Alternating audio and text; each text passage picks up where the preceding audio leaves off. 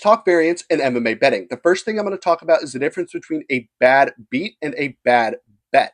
I'm going to give two examples of bad bets I've made this past month. One of them cashed and one of them did not. The first being Rose Namajunas versus Natalia Silva. We had Natalia Silva in a parlay at minus 430 or something like that. She did not look anywhere near minus 430 as far as implied probability is concerned against Rose Namajunas.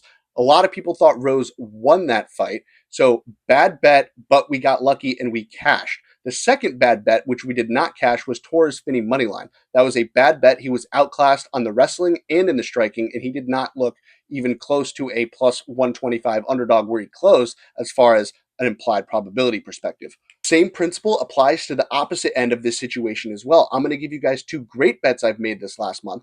The first being a fight we predicted perfectly and the bet cashed with ease. The second being an unlucky situation where we could have cashed a huge underdog. The first bet we made was Kyoji Horiguchi by decision. There was no doubt in my mind throughout that fight that he wasn't going to win by decision, and it just looked, the whole fight looked like he was going to win by decision. Great bet, great cash. The second being Gian Matsumoto, who could have very well won that decision against Farid Basra and cashed as a plus 270 underdog. Probably wondering, what does that have anything to do with variance? Well, just as we got lucky with that cashed bet on Natalia Silva, we had a bad beat with that bet on Gian Matsumoto. Any given day, Gian Matsumoto could have won that fight, and any other given day, Rose Namajunas could have won that fight. Both fights, very, very close decisions. I'm thinking, 7 times out of 10, the judges score that fight for Gian Matsumoto, and then 8 to 9 times out of 10, they're scoring that fight for Rose Namajunas.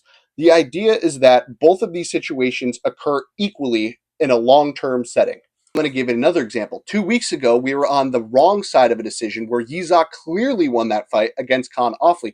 But at the same time, last year or whenever the Cyril Gane-Volkov fight happened, we were on the winning side of a bad bet, cashing a bet on Cyril Gane when he clearly lost to Alexander Volkov. Theoretical situation, a fight between two fighters would play out differently or at least slightly differently every single time. Maybe fighter A knocks out fighter B 90% of the time, and maybe betting on fighter A to knock out fighter B at minus 110 when fighter A is probably going to knock him out 90% of the time is a good bet. But there's a situation where fighter A goes and breaks his ankle, and that 10% variance where fighter B had to win is that exact variance that we're talking about here. Even though fighter A went in there and broke his ankle, betting him to knock fighter B out at minus 110, when theoretically he was going to do it 9 times out of 10, was still a great bet. If you're betting good numbers in regards to implied probability and making good bets, you're going to be profitable in the long run. The idea is that variance gets isolated with large groups of statistical data. If you like this video, follow me for more. And if you guys want to see all my bets for UFC Houston, comment win on this post or tap the link in my bio. We've got a 7-day free trial going on in my Winnable right now.